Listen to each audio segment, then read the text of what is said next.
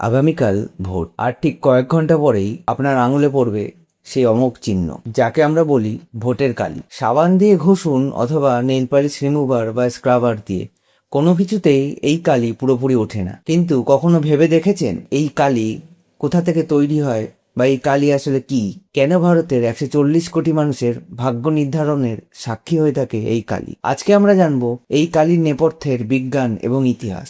ভারতের নির্বাচনে ব্যবহৃত এই কালির নাম ইন্ডেলেবল ইঙ্ক। এটি তৈরি করার একচেটিয়া অধিকার রয়েছে মাত্র একটি কোম্পানির কাছে, Mysore Paints and varnish limited. 1962 সালের সাধারণ নির্বাচনে এই কালি প্রথম ব্যবহার করা হয়। কর্ণাটকের এই সংস্থাটি শুধু ভারতের নয়, বিশ্বের আরও 30টিরও বেশি দেশে এই কালি রপ্তানি করে, থাইল্যান্ড, সিঙ্গাপুর থেকে শুরু করে নাইজেরিয়া। গণতন্ত্রের এই চিহ্নটি আসলে মেড ইন ইন্ডিয়া। এবার আসি আসল প্রশ্নে, এই কালি কেন ওঠে না? এর প্রধান কারণ হলো সিলভার নাইট্রেট। যখন এই কালি আপনার আঙুলে লাগানো হয়, তখন এই কালি আমাদের ত্বকে থাকা প্রাকৃতিক লবণের সাথে বিক্রিয়া করে সিলভার ক্লোরাইড তৈরি করে। মজার বিষয় হলো এই সিলভার ক্লোরাইড জলে দ্রবণীয় নয়, এটি আপনার ত্বকের প্রোটিনের সাথে শক্তভাবে আটকে যায়, আর যখনই এর ওপর সূর্যের আলো পড়ে তখন এটি আরো গাঢ় কালো অথবা বেগুনি বর্ণের হয়ে যায়। প্রতি নির্বাচনে প্রায় কয়েক লক্ষ লিটার কালি ব্যবহৃত হয়। জাল ভোট রুখতে এই প্রযুক্তির বিকল্প আজও হয়তো পৃথিবীতে তৈরি হয়নি।